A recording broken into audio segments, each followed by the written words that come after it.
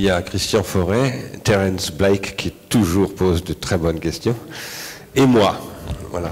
Et après Paolo.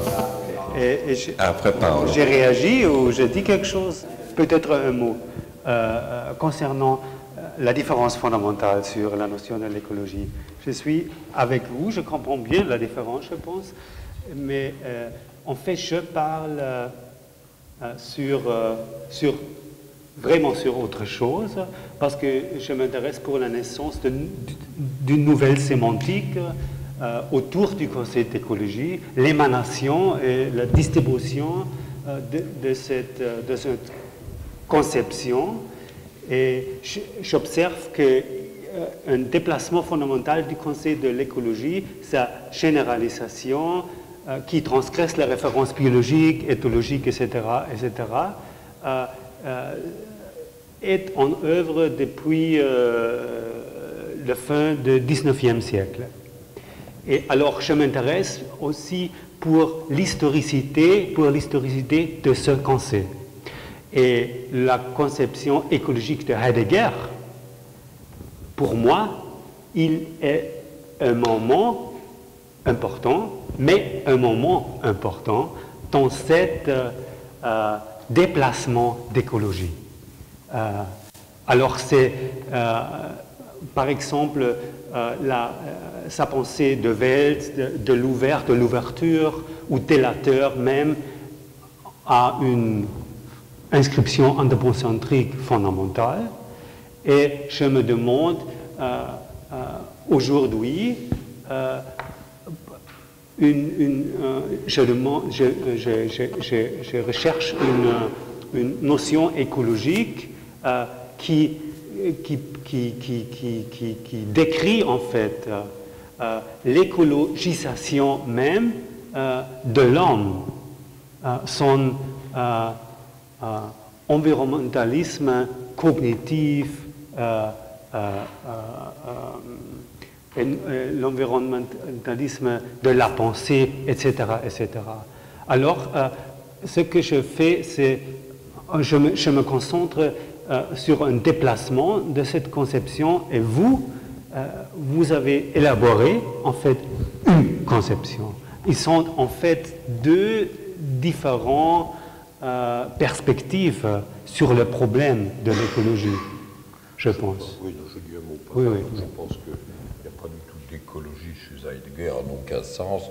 On pourrait dire d'une autre façon, la nature n'est plus, parce qu'on là on parle d'écologie, mais on ne parle jamais de nature. Ou bien on va le dire, qu'est devenue la nature? Mallarmé avait dit, la nature a eu lieu, Mallarmé, on n'y ajoutera pas.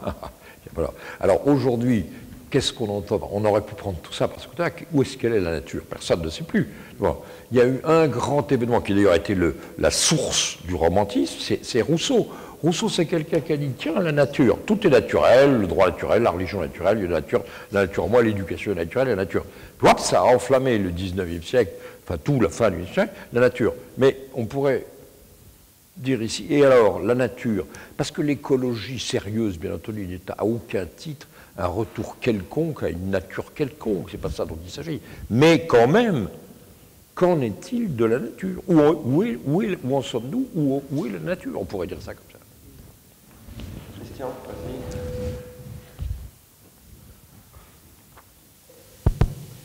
vas-y. Ma question, en fait, va être très courte et à la fois radicale. En t'écoutant, Erich, je me suis demandé, est-ce que l'écologie générale dont tu as esquissé ce nouveau paradigme à partir de Guattari, mais c'est aussi, je crois, valable pour ce que vous appelez, Michel Deguy, à un moment donné, au début du livre, je crois que vous parlez d'écologie radicale, pour la distinguer de l'écologie du parti écologiste ou autre. Est-ce que l'écologie générale est compatible avec ce qui nous intéresse ici, l'organologie générale? J'entends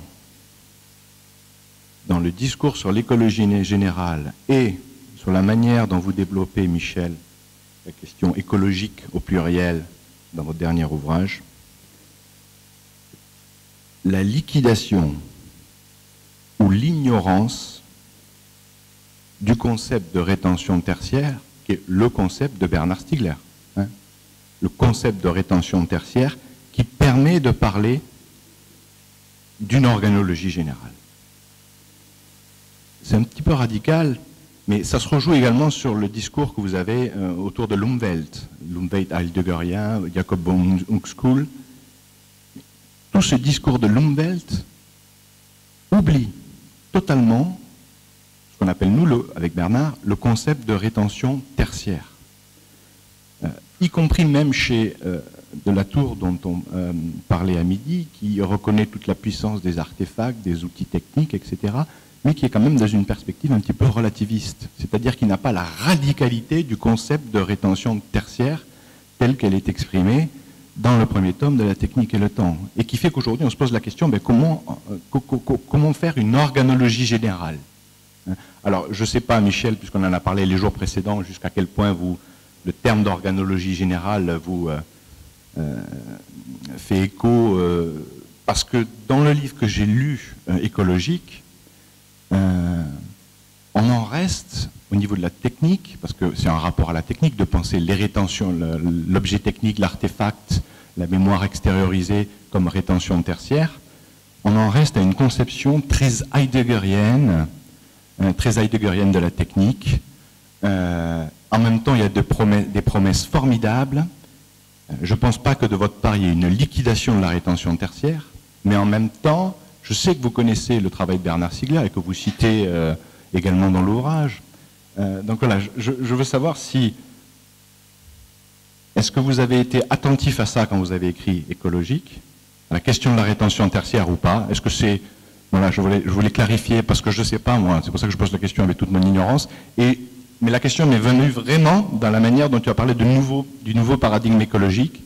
Je me suis dit, on va avoir du mal à rendre tous les travaux que nous essayons de faire sur l'organologie générale, qui repose sur le concept de rétention tertiaire, si cette vision d'écologie générale déboule telle que je l'ai pressentie. Voilà, c'est un peu massif, mais...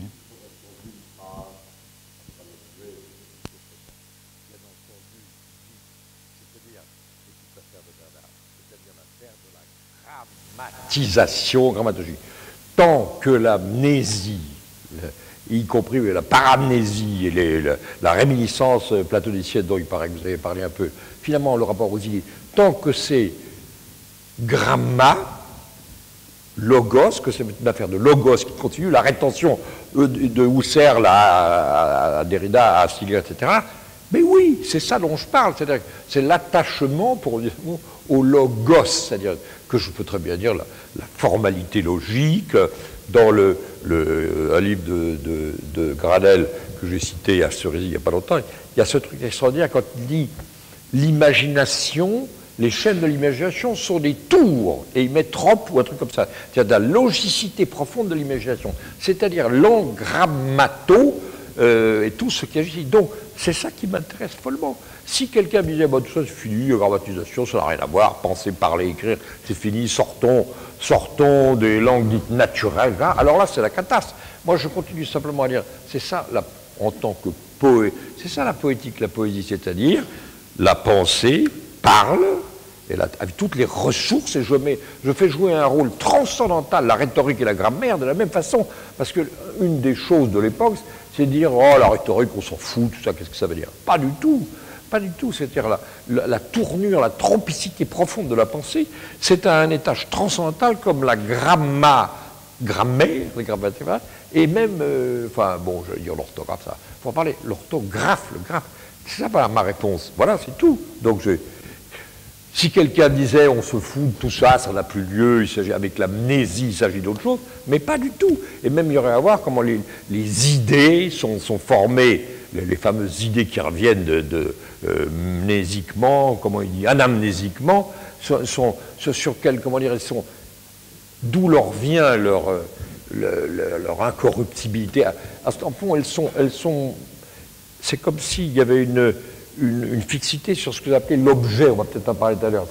Il y a quelque chose, bon, là je ne sais plus très bien comment dire ça, mais l'idée est sur le modèle d'un certain, conçu sur le modèle d'un certain rapport au réel, réalisme, on va dire pendant le Moyen-Âge, réalisme platonicien, mais pourquoi réalisme? Parce que le réel conçu dans l'individualité, le monisme d'un objet, oui, d'un objet avec ses contours, mais c'est pas ça les choses de l'esprit. Enfin, on va reparler de ça. Bon, je veux vous dire, j'arrête là, mais bien entendu, c'est l'affaire profonde de la rétention, c'est la mémoire. Qu'est-ce que c'est que mémoire? Qu'est-ce que c'est que l'anamnèse? Qu'est-ce que c'est, etc., etc., l'amnésie platonicienne et tout ça.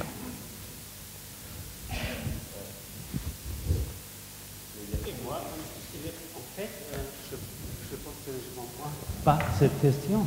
Parce que pourquoi tu as l'impression que c'est oubli, en fait, de la technique, non?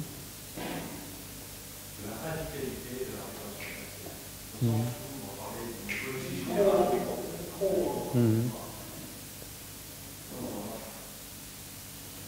Au sens où on va parler d'une écologie générale dans laquelle on va reconnaître qu'il n'y a plus de nature, il n'y a que des objets produits, etc. Non, non, mais pas, voilà, il y a des artefacts. C'est même une nouvelle, c'est pas plus dans une nature. Je ne suis pas d'accord, par exemple, à Timothy Morton qui parle sur une ecology without nature. Nous sommes dans une autre époque de la nature, peut-être, oui, dans une continuum nature-technique, mais c'est pas. Nous sommes pas au-delà de la nature, je pense. C'est vrai?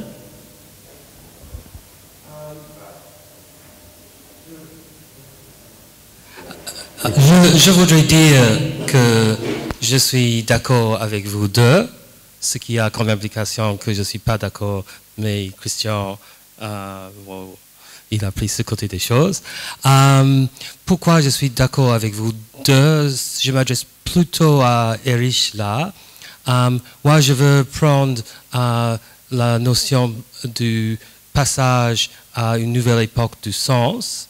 Donc, si j'ai bien compris, il y a eu l'époque du sens comme signification.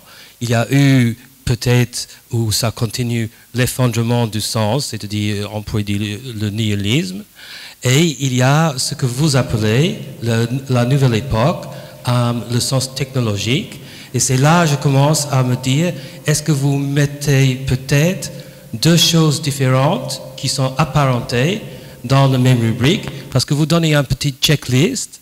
Donc, je voudrais prendre deux penseurs qui pourraient être d'accord avec vous sur presque tout ce checklist, mais qui seraient plutôt d'accord avec Michel de Guy. Donc, je vais citer Paul Feyerabend, et je vais citer un livre récent par deux Heideggeriens, Hubert Dreyfus et Sean Kelly, All Things Shining.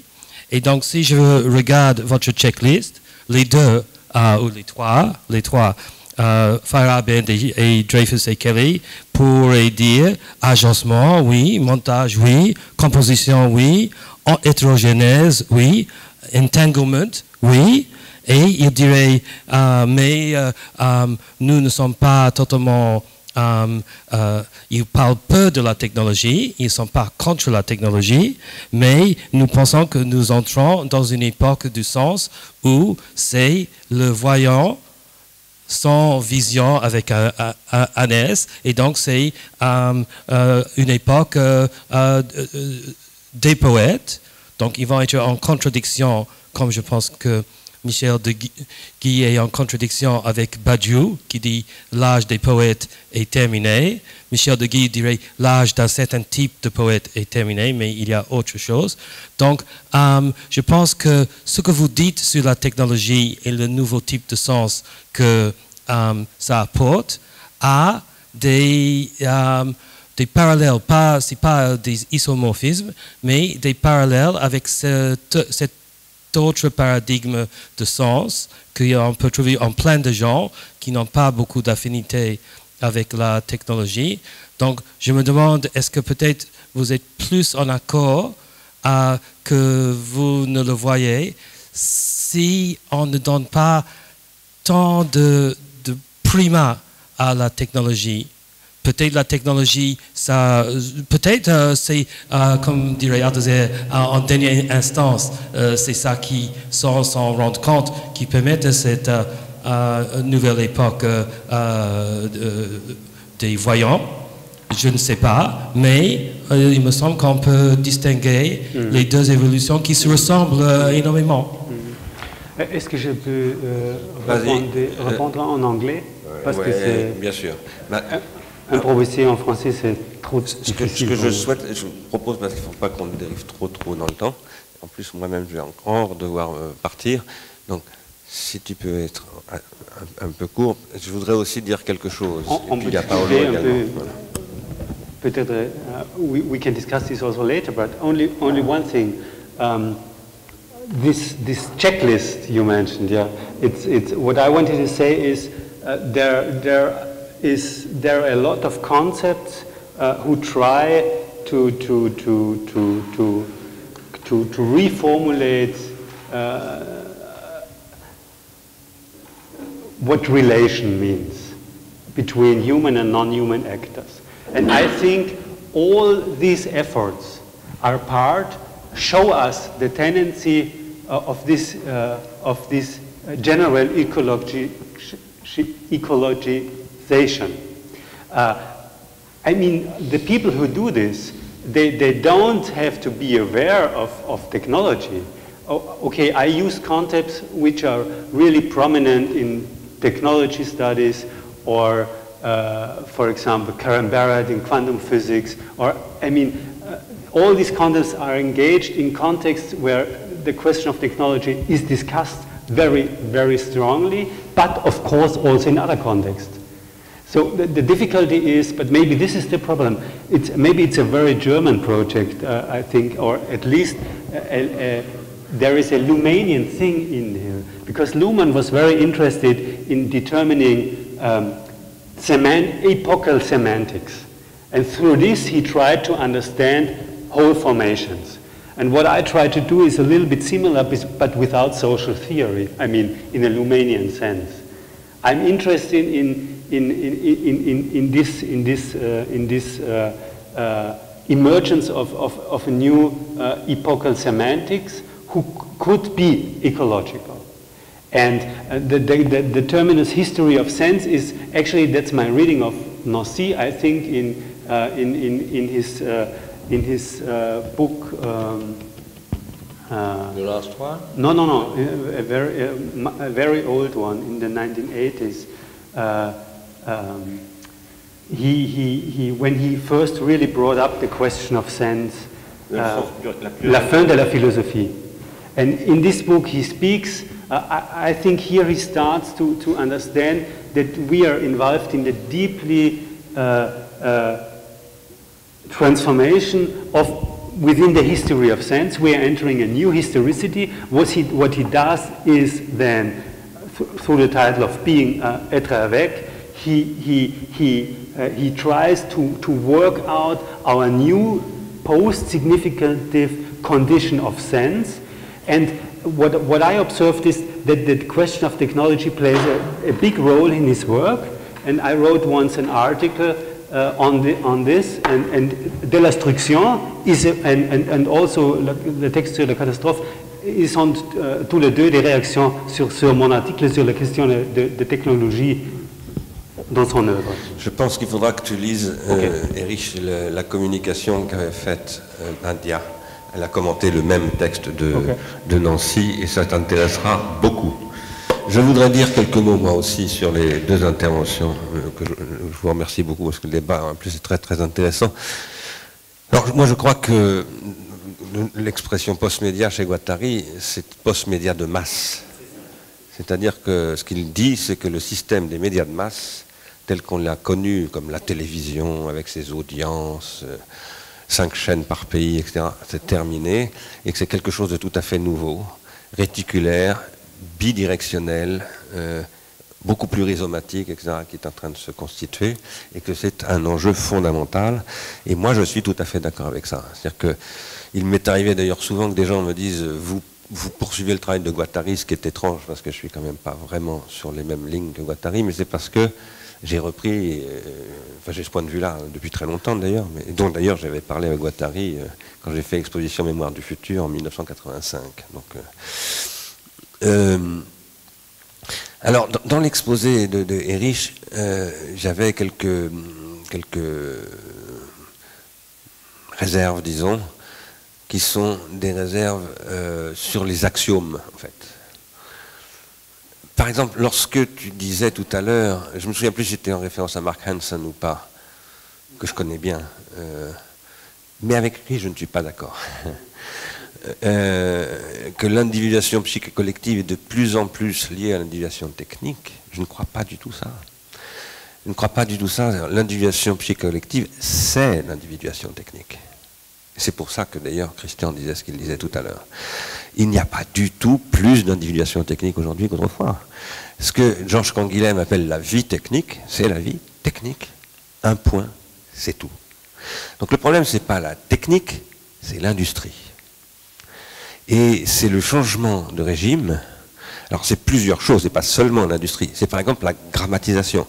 C'est-à-dire qu'il y a une période pré-grammatisée que je situe, moi, entre il y a 2 millions d'années, si on s'accorde sur cette idée que l'hominisation commence il y a 2 millions d'années, c'est très discuté et très discutable, mais bon, grosso modo, il y a quand même une espèce d'accord planétaire là-dessus. Entre il y a 2 millions d'années et la grotte Chauvet, en attendant nouveaux documents, hein, mais pour le moment c'est Chauvet, pas de grammatisation. Une tertiarisation, par contre, il y a de la rétention tertiaire. Un silex taillé, c'est déjà une rétention tertiaire. Parce que moi, je prends la position basique de Leroy-Gourand. C'est une troisième mémoire, la technique. Un point, c'est tout. Donc, c'est ce que j'ai appelé l'épiphylogénèse. Il y a de l'épiphylogénèse sans grammatisation. La grammatisation commence, avec Chauvet, par la discrétisation des flux, par des listes finies d'éléments discrets. Et il y a un bouquin qui est sorti, qui est d'ailleurs, à mon avis, pas bon, mais bien que pas bon, très intéressant, qui est sorti il y a 3 ou 4 mois, qui s'appelle Archéologie du cinéma, ou je ne sais plus, enfin, qui dit le cinéma a commencé à Chauvet, parce qu'en fait le cinéma c'est la discrétisation du mouvement, et si on regarde par exemple les fameux tigres de Chauvet, effectivement c'est la première séquence temporelle d'un mouvement discrétisé, où on voit, et à la limite on pourrait presque voir le mouvement, presque. Alors, après, il y a des époques. Il y a des types de grammatisation, d'abord. À l'intérieur des... Alors, par exemple, moi, il y a la grammatisation du logos, mais il y a aussi la grammatisation du geste. Et le penseur de ça, c'est Marx. Mais avant lui, Adam Smith en parle déjà, etc., etc. Maintenant, ce que nous vivons, c'est une décorrélation entre l'individuation technique et l'individuation psychosociale, qui a toujours eu lieu d'une manière ou d'une autre, puisque la dynamique de l'individuation psychosociale, c'est ce qui est produit par le désajustement avec la technique, et ce désajustement, il n'apparaît pas soudainement à la fin du XVIIIe siècle. Leroy-Gourand, par exemple, pose déjà l'hypothèse que Néandertal est le fruit d'une crise technologique.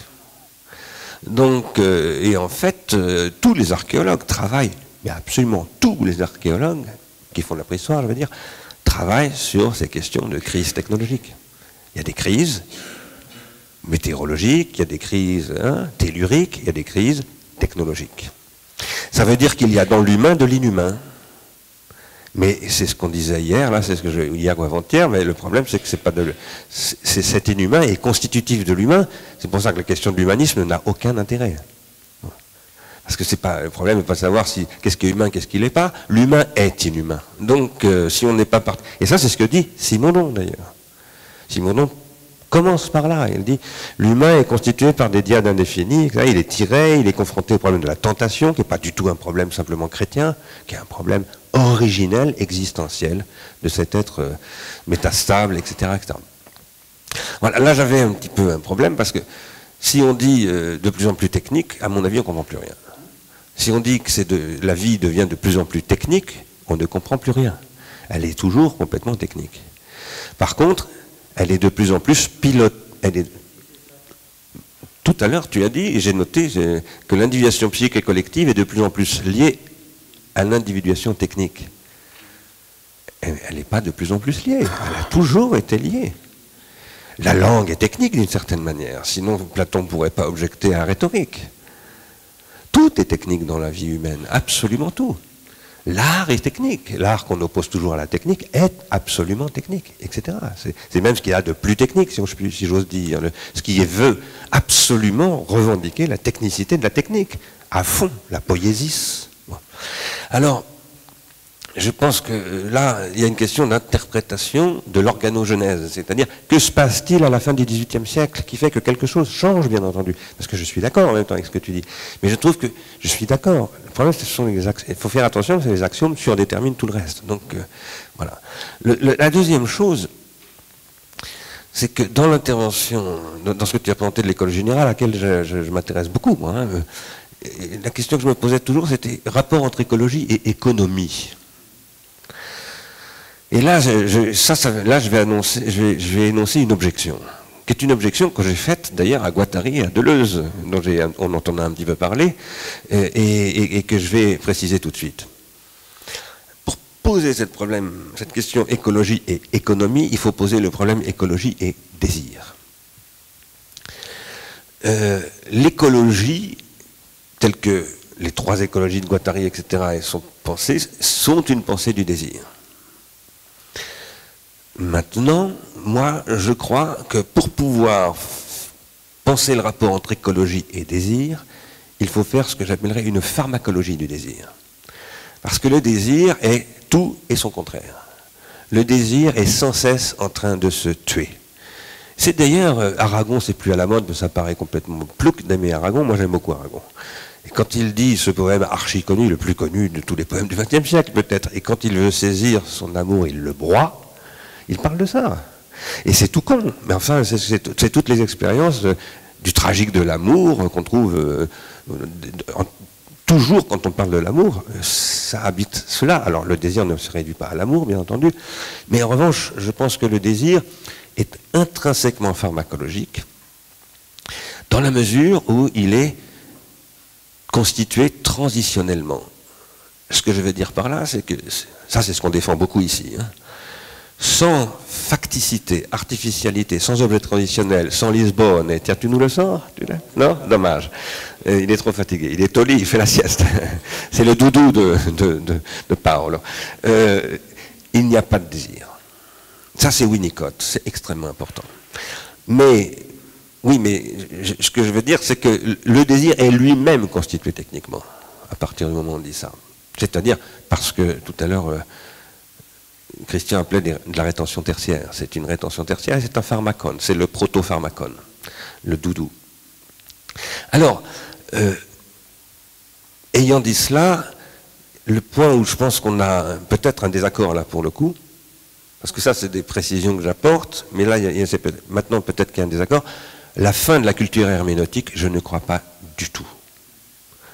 Non seulement je ne crois pas, mais je suis hostile à ça et je me bats contre cette idée.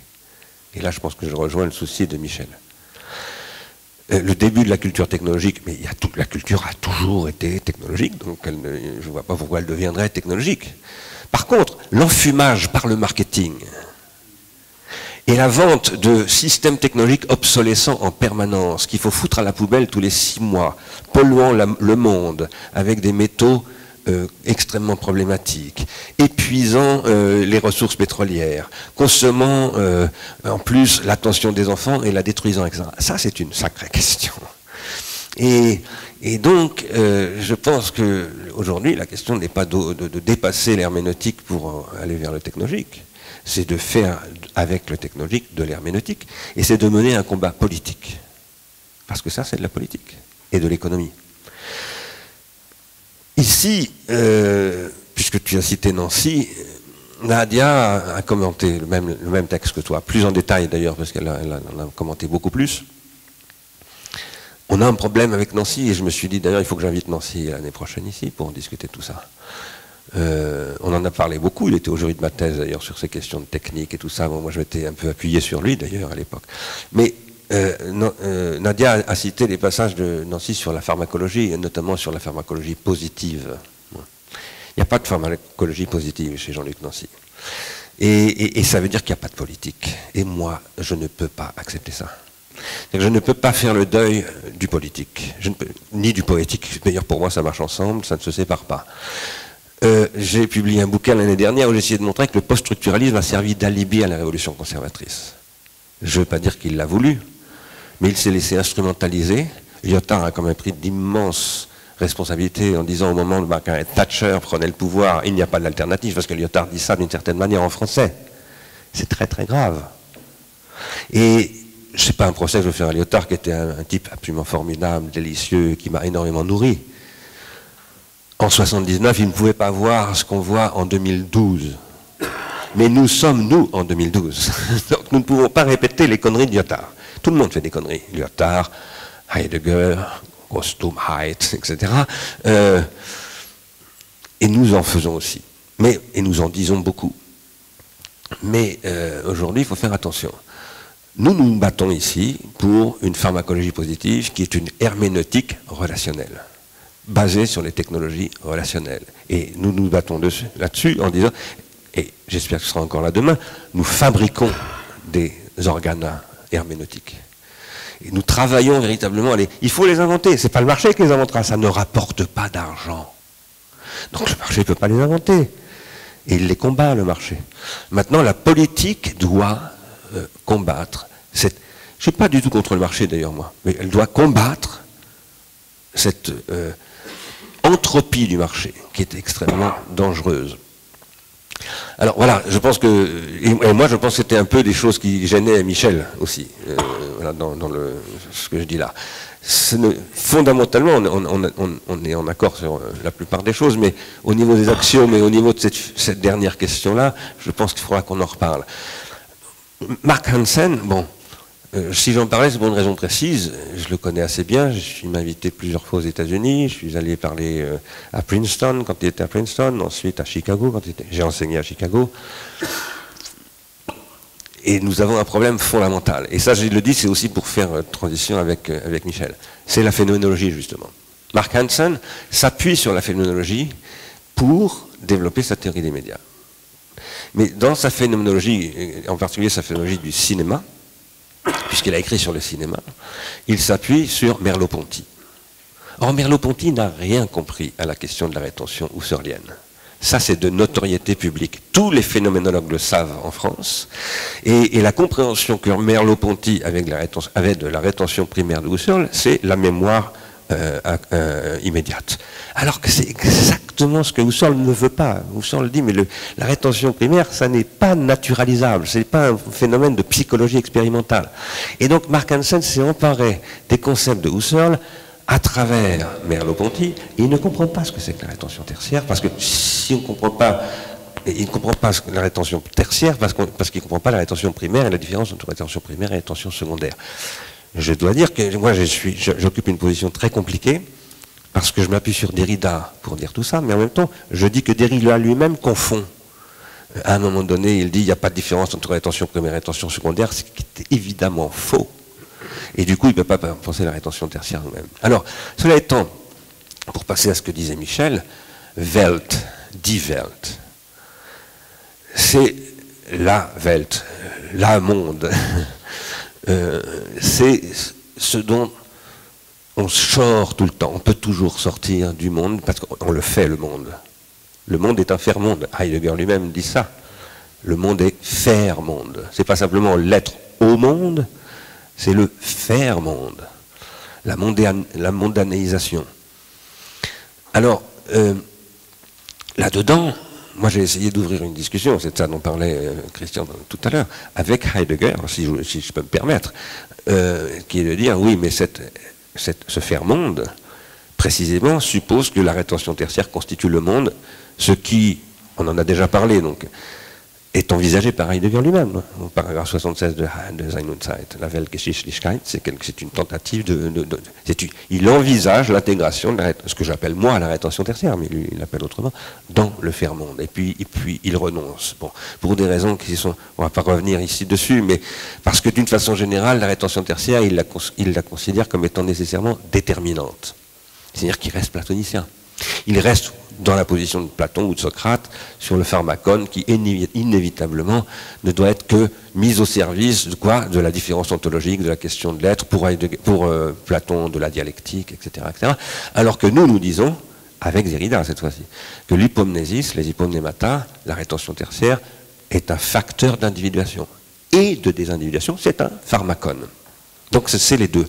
Ah, si c'est les deux, à ce moment-là, la question est de savoir qu'est-ce qu'on fait pour que la rétention tertiaire produise du monde plutôt que de l'immonde, pour reprendre un terme de Nancy. C'est ça la question. Et donc c'est la poiesis. Et ça, c'est effectivement une question de poétique et de poiesis. Alors, voilà, ce que je crois, c'est que, par ailleurs, dans une situation comme celle d'aujourd'hui, qui est une situation très surdéterminée par ce que je vais employer un mot très ringard, l'idéologie ultralibérale, qui nous enfume depuis 1980. Ça fait maintenant donc 32 ans que l'idéologie ultralibérale s'est emparée de nos esprits, qu'en plus Foucault a servi à ça, Lyotard a servi à ça, Derrida a servi à ça, même Heidegger a servi à ça, à travers d'autres. Il est temps de sortir de cela. Or, qu'est-ce que nous dit cette idéologie? Il n'y a pas d'alternative. Le pharmacone est forcément toxique. C'est absolument faux. Le pharmacone est absolument toxique s'il n'y a pas de médecin. Un pharmacone, si on n'en prend pas soin, c'est-à-dire si on ne développe pas des thérapeutiques, il est nécessairement toxique. Maintenant, on sait que les grands singes eux-mêmes développent des thérapeutiques. Puisque, vous le savez, on sait maintenant de toute certitude que les gorilles et tout ça, ils font de la pharmacopée. Ils ne cultivent pas de plantes, mais ils en ramassent. Et ils ont des pratiques thérapeutiques de cette pharmacopée. Et ça, c'est absolument fondamental. La question est quand même... Alors là, je reprends ce que disait Christian. La rétention tertiaire, elle nous constitue. Bon. Ça ne veut pas dire qu'on doit adopter toutes les nouvelles rétentions tertiaires qui arrivent, bien entendu. Mais ça veut dire en revanche que l'avenir appartient à l'adoption des rétentions tertiaires. Et cette adoption, elle peut être... Enfin, soit c'est une adoption et c'est une thérapeutique, elle produit de l'individuation, soit c'est une adaptation, une soumission au marché, et elle produit de la toxicité. Donc le fond du problème, c'est de l'économie politique. Il faut revenir à l'économie politique, à une économie politique critiquée, pas enfermée dans le marxisme, etc., mais à une critique de l'économie politique quand même. Et en reprenant ce qui chez Marx est très important, c'est l'analyse du rôle des rétentions tertiaires dans la constitution du capitalisme. Parce que c'est ça le discours de Marx. Dans notre langage à nous, c'est ça le discours de Marx. Et l'organologie, il la revendique quasiment telle qu'elle, à un moment donné. Pas du tout suffisamment. Parce que dans l'idéologie allemande, il rate complètement cela. Mais il y a un moment dans les Grundrisse, justement, où il est pratiquement en train de formuler une question organologique, puis finalement, il la perd. Il faut que seulement quelques mots. Premier point concernant Mark Hansen. Je comprends bien tes réserves, mais Marc, ici, j'ai cité un projet. I speak about his new project. It is not phenomenological anymore. When he works about the radical environmental condition, he is more or less, he works with some concepts of Whitehead, and he annuls completely his old work, and he even wrote in the text, I quote, that his old work is rubbish, he says there. So, actually, I understand what you mean, but this environmental issue of his work is now in it's at least not the Merleau-Ponty and so on and so on. Oui, je comprends, mais moi je pense qu'on ne peut pas se passer de la phénoménologie pour penser tout ça. Je ne pense pas qu'il faille rester phénoménologue. Il y a très longtemps que je ne suis plus phénoménologue, mais je pense qu'on ne peut pas, on peut pas se passer de Platon, d'Aristote, de Plotin, d'Augustin. On ne se passe pas de tout ça. Si on est philosophe, on hérite de tout. Sinon, on n'est pas un philosophe, on est un sophiste. C'est tout. Donc, il peut faire de la sophistique, ça rapporte beaucoup d'argent. Mais, et puis il y a de très bons sophistes en plus. Il y a Protagoras, c'est un génie. Mais la philosophie des médias, c'est de la philosophie. Et la philosophie, on ne peut pas dire, allez, je jette mon doudou, tu m'emmerdes, Lisbonne, et je passe à un autre doudou. Non, quand on est passé par la phénoménologie, bien, on peut ne plus être phénoménologue, mais on ne peut pas oublier la phénoménologie. Sinon, ça s'appelle de la doxa. Ok, deuxième point avec le désir, je suis d'accord avec toi, et pour ça, en fait, j'ai commencé avec Guattari, mais je n'ai pas parlé de l'écologie des désirs. D'accord, mais je trouve ça aussi décisif pour le problème de l'écologisation générale, ça c'est sûr. Et sur la herméneutique, oui, ça c'est un problème. What I mean is, when I spoke of the end of hermeneutics, I just meant the end of the culture of sense in the sense of signification, as the very center of the culture of sense, and of the subject in its center as central actor, agent in this formation. I'm completely d'accord with you that this does not mean that we do not need any hermeneutical effort at all anymore.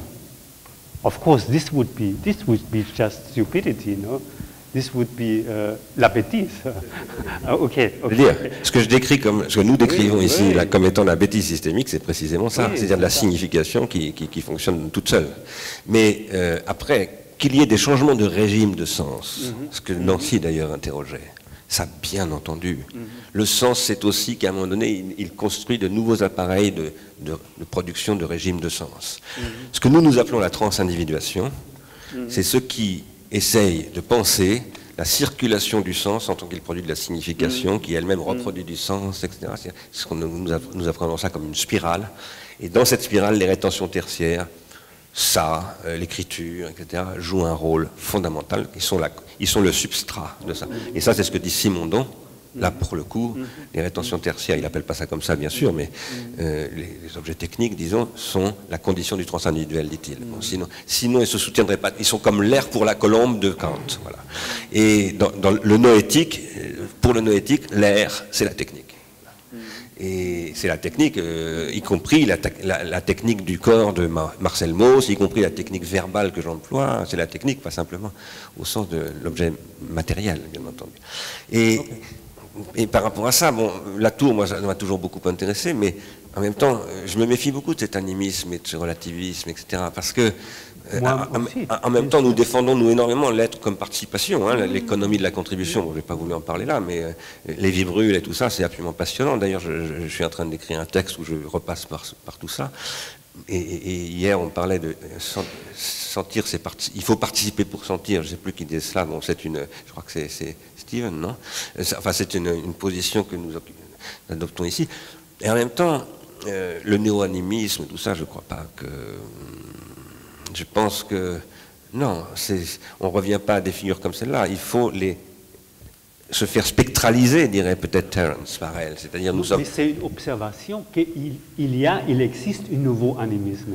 D'accord. Dans toutes les descriptions, et ça c'est un problème. Je ne veux pas affirmer ça. C'est une observation que c'est une tendance dans les descriptions techniques des réalités technologiques. D'accord. Non, après, il est très intéressant. J'avais écrit un truc, peut-être que tu le connais, dans un colloque que j'ai fait sur le Internet of Things, sur Mauss, le Ho, le mana, etc., et les objets techniques, et le néo, les nouvelles questions liées au Ho, des Polynésiens ou des Mélanésiens, telles que ça se développe à travers les technologies. Donc tout ça est très très important. Mais je pense que ça se rejoue autrement. Ça passe par Winnicott, justement. Ça passe aussi par le fétiche de Freud, à la fois de 1898, de 1903, la théorie de la sexualité, etc. Bon, il y a toute une... En fait, tout ça, ce sont des lignes de fond qui travaille toujours. Nietzsche aussi fait travailler ces lignes-là. Et moi, je suis toujours inquiet parce que je fréquente beaucoup, comme tu le sais bien, le monde technologique, les gens qui travaillent sur les technologies, les media studies, etc., par les capacités que souvent dans ce monde-là, on a d'oublier tout ce qu'on avait appris depuis des milliers d'années. Et ça, c'est très dangereux. Alors que la technique, c'est le pharmacone. Justement, elle permet de garder toute la mémoire et en même temps, elle fait des courts-circuits. Mais ça, nous devons être exemplaires, nous, par rapport à ça. Surtout avec Internet, qui est une machine extraordinaire, mais qui peut être une machine décérébrée et à détruire la mémoire absolument redoutable. Paolo, je suis obligé de vous abandonner 10 minutes, excusez-moi. Je voudrais ajouter quelque chose sur les post-médias, même si je suis d'accord avec la petite remarque qu'a fait Bernard. Et je suis d'accord avec vous. Chez Guattari, la question des post-médias, c'est un tournant, comme vous avez dit. Ce n'est pas la fin des médias. Mais par contre, c'est un tournant qui, à la fois, est en train de venir et doit être construit. Et comme Rich a anticipé avant. Mais je voudrais ajouter une petite chose. Les post-médias, c'est une sorte de pharmacologie des médias, comme Rich a dit. Et les trois écologies sont à bien les voir les trois éthiques que Deleuze a vues chez Spinoza, à savoir l'éthique des percepts, l'éthique des affects et l'éthique des concepts. Et je dis ça même si Deleuze et Guattari, dans les années des trois écologies, ont un point de vue un peu différent sur les désirs. Deleuze, en effet, s'arrête. Il n'est pas plus de désirs dans les post-scriptum sur les sociétés de contrôle de 1990. Et je viens à la question. J'aime bien Deleuze et Guattari pour une raison fondamentale, que chez Deleuze et Guattari, il y a toujours quelque chose qui précède l'être. Vous avez dit, j'ai compris bien, que vous avez cité Guattari qui a affirmé « l'être ne précède pas le sens machinique ». Deleuze et Guattari ont écrit dans les années 70 « avant l'être, il y a la politique ». Et alors ma question, c'est ça. Qu'est-ce qui passe entre ces deux phrases? Avant l'être, il y a la politique.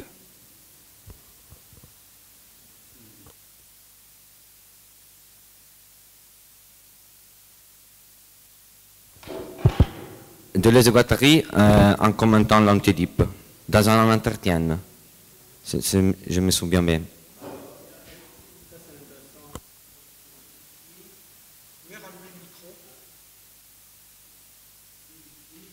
These two formulations is the whole work of Guattari on media and techniques.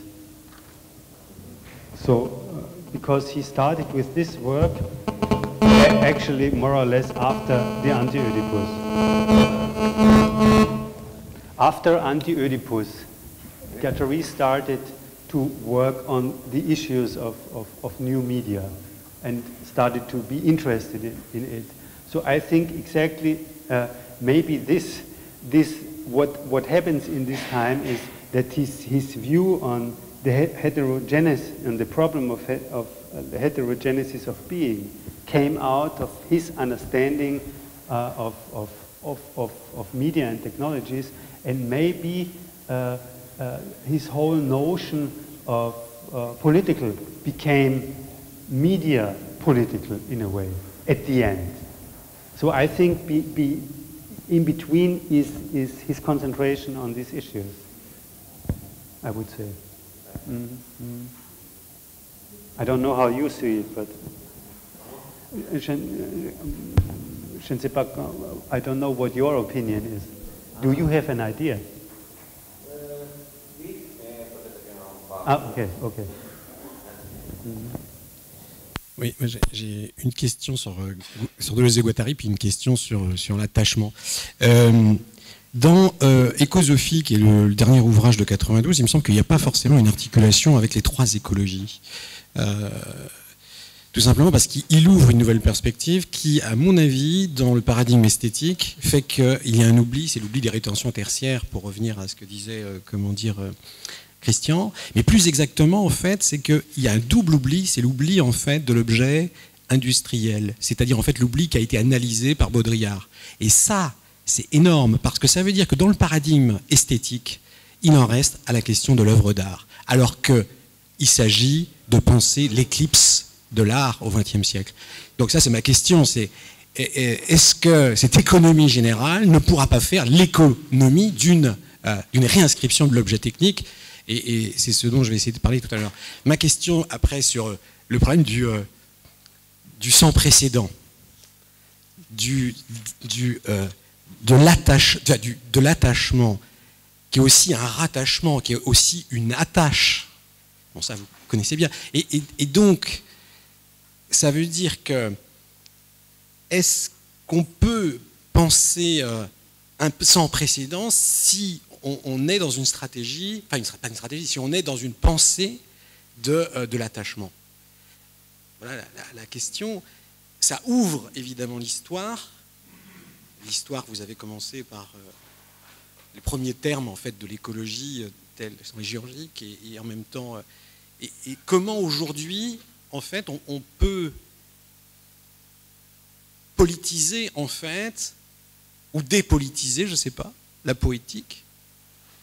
C'est-à-dire, en fait, probablement c'est une hypothèse que j'avance, mais j'en suis pas sûr, de se détourner du rapt du poème par le poème. C'est-à-dire en fait par la littérature, par la construction de l'objet littérature. Pour revenir, et je pense que ce serait un souhait de beaucoup de gens ici, à ce qu'on pourrait appeler le poème du monde, comme disaient les anciens.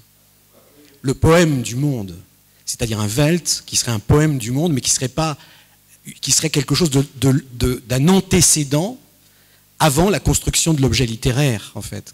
Et cet objet littéraire, il a une historicité.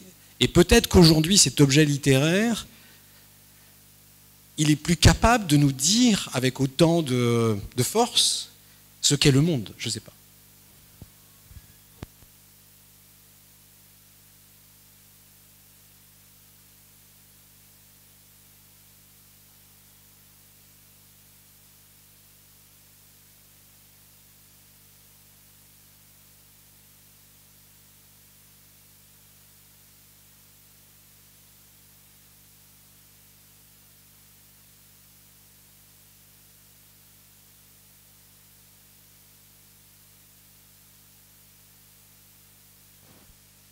Hegelien. Et donc dans l'interpénétration, et en même temps par les techniques, justement, l'arrivée de la vidéo plus machin, qu'il y ait une multiplication, une descendance, je le crois volontiers.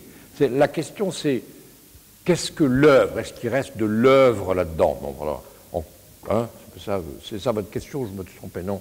L'œuvre. Ouais. Pourquoi est-ce que le monde serait plus, le monde au sens lui-même traditionnel, c'est-à-dire, disons, métaphysique, pourquoi est-ce qu'il serait plus présent maintenant parce qu'il y aurait des arts technifiés, ou je ne sais pas bien compris, de nouveaux arts, le 7e, le 8e, le 9e, le 10e, c'est ça que vous voulez dire, non? Non. Non, la poétique, en fait, c'est probablement ce qui caractérise la poétique chez Aristote, c'est qu'il y a un objet. Ça produit un objet. Non, alors moi je ne parle pas du tout de ça. Produire un objet, ça n'est pas traduction d'Aristote, c'est pas possible. Producere, c'est latin, objet, c'est non, mais ça veut dire qu'il y a eu... Non, c'est poiema, c'est pas un objet, c'est le... C'est-à-dire qu'il y a non, mais par rapport à la praxis, en fait, s'il y a une distinction, c'est qu'il y a un résultat de l'acte qui s'extériorise. Un objet, je ne sais pas du tout. C'est pas un objet, parce que l'objet, c'est un anachronisme de dire que c'est un objet, c'est sûr. Oui, c'est d'accord. Non, ça, je suis bien d'accord. Sa préoccupation, c'est pas de l'objet. Sa préoccupation, par exemple, c'est la catharsis. Qu'est-ce qui se passe que fait qu'une représentation tragique change le rapport des citoyens entre eux sur la ville? C'est pas de l'objet, ça. Alors, on peut se poser aujourd'hui Qu'est-ce que c'était que la catharsis? Qu'est-ce que c'est devenu? Est-ce qu'on en fait encore? Est-ce que vous allez voir une pièce de Marivaux, là, ça fait de la catharsis? Qu'est-ce que c'est que cette perduration des œuvres d'art? Mais pas de production d'objets. Là, il faut... Et je voudrais aussi que vous parliez de la screenisation, c'est-à-dire en fait qui est un concept que vous avez développé, et par rapport à une critique de la culture, à une critique de la culture, en fait des industries culturelles. Est-ce que vous pouvez nous parler de ça? Et puis j'avais une question un peu provocante, je ne sais pas comment vous allez la recevoir, c'est est-ce que vous pourriez mettre un bonnet vert au dictionnaire? Est-ce que je pourrais? J'ai pas entendu. Est-ce que vous pourriez mettre un bonnet vert au dictionnaire? Non, alors écoutez, là franchement, je ne peux pas répondre à tout ce que vous venez de me dire, qui est tout à fait important, parce qu'il faut une bonne demi-heure. Autrement dit, c'est l'affaire dont je n'ai pas parlé, du culturel. C'était la réponse à une question. Autrement dit, la technique au sens, alors voilà, au sens vraiment récent, c'est la technique telle que Heidegger l'a pensée, et que l'âge ou l'époque de la technique soit à périodiser, et que maintenant, c'est-à-dire au fond 120 ans après les réflexions, un siècle après les réflexions à la fois heideggeriennes, benjaminiennes sur l'apogée du capitalisme, l'âge de la technique, le calcul, qu'il faille dire où en sommes-nous, parce que ce n'est pas du tout la même chose qu'en 1910 ou 22. Alors, je forge un concept du culturel. Notre culture est la culture culturelle du culturel. Voilà mon axiome. Alors il faut développer ça. Ça passe par la patrimonialisation, le devenir patrimonial de tout ce qui vaut. Ça passe par la valeur ajoutée qui viendrait d'un fond génotypique. C'est-à-dire que ce qui vaut maintenant et sur quoi repose de plus en plus toute l'économie, c'est une valeur culturelle qui n'est produite ni par l'accumulation du capital, ni par le travail. Il n'y a qu'à prendre l'exemple de la langue. La langue, le trésor, en tant que valeur patrimoniale, c'est ce qui ne résulte d'aucun capital et d'aucun travail. Il n'y a pas d'histoire de l'invention de la langue. Donc c'est pour focaliser ça. Donc, le devenir valeur inestimable, et bien entendu, toute la crise aujourd'hui, même à la Grèce, pour la faire rentrer là-dedans, c'est-à-dire la valeur inestimable de ce sur quoi une économie peut faire le fond en tant qu'elle est expression, alors ils disent phénotypique, d'une ethnicité fondamentale, d'une identité, voilà, identitaire. C'est tout ça, c'est l'immense affaire du culturel, en tant que c'est lié aussi bien sûr à la reproductibilité, c'est-à-dire les produits dérivés, comme tout finalement renvoie à produits dérivés, c'est-à-dire une technique du clonage qui fait richesse d'un fonds patrimonial génotypique inestimable sur lequel, alors, quelques pays, c'est clair, dont l'économie ne repose que sur le tourisme, deviennent le showroom de leur ethnicité. Par exemple, la Tunisie, j'espère qu'elle va s'en sortir autrement. Donc c'est une immense affaire. Je n'aurais pas voulu en parler là. Que je résume ainsi, et donc, aussi à un moment, j'ai failli en parler quand vous avez parlé de l'esthétique. À mon avis, la pensée de Guattari sur l'esthétique généralisée, ne tenant pas compte de ça, qui lui est un peu obsolète. C'est une histoire, c'est cela. Qu'est-ce que le culturel? En quoi l'identité repose sur le culturel? En quoi ça renvoie à la patrimonialisation de tout ce qui est, sur lequel on va dire, pour faire vite, peut s'étendre justement le label, parce que l'image en question est devenue entre-temps une image de marque. Labellisation. Et comme hier, ou je ne sais quand, vous m'avez parlé de la cartographie mondiale, je pensais, quel est le but de chacun, et peut-être même aussi de ce lieu, après tout, sinon qu'elle devienne un trésor de l'UNESCO. Oui, et que ce soit sur la carte. Ah ben oui, mais attention, ça vous pend au nez.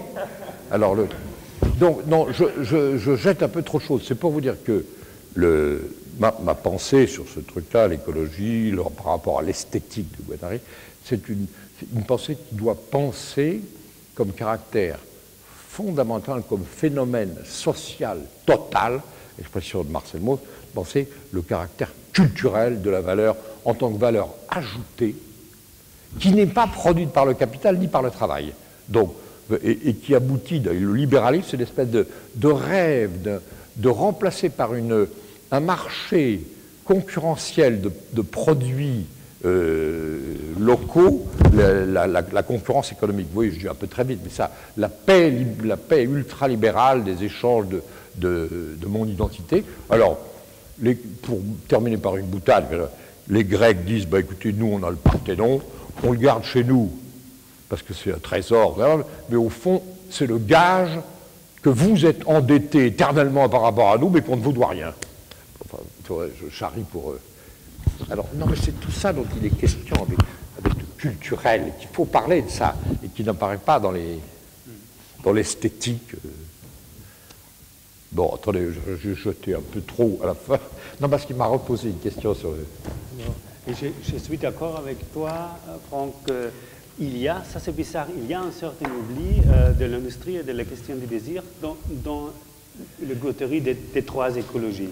Et ça c'est vraiment bizarre parce que, à mon avis, bien sûr, Guattari est un des importants penseurs de l'industrialisation du désir, ça c'est clair. Mais je pense dans son... En fait, c'est qu'une esquisse d'une écologie. Et cet oubli, c'est à cause, je pense, peut-être, parce que, à cause de la notion de la subjectivité. C'est une sorte, la notion de la subjectivité qui devient plus en plus importante pour Guattari, fait une certaine forme de l'éclipse de la notion du désir. Et ça, c'est un problème. Ça, c'est clair. Et il faut discuter ça peut-être l'année prochaine. Mais ça, je suis complètement d'accord. On a prévu déjà, on en a parlé de l'année prochaine, de revenir sur cette question chez Guattari. Voilà.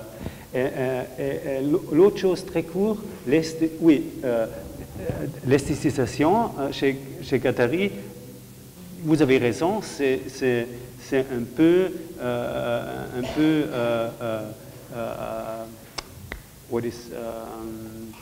veraltet, âgé comme concept, parce que nous savons que cet éloge de la créativité et de la création, aujourd'hui, ils sont des industries créatives qui investissent cette créativité, en fait. Et, voilà.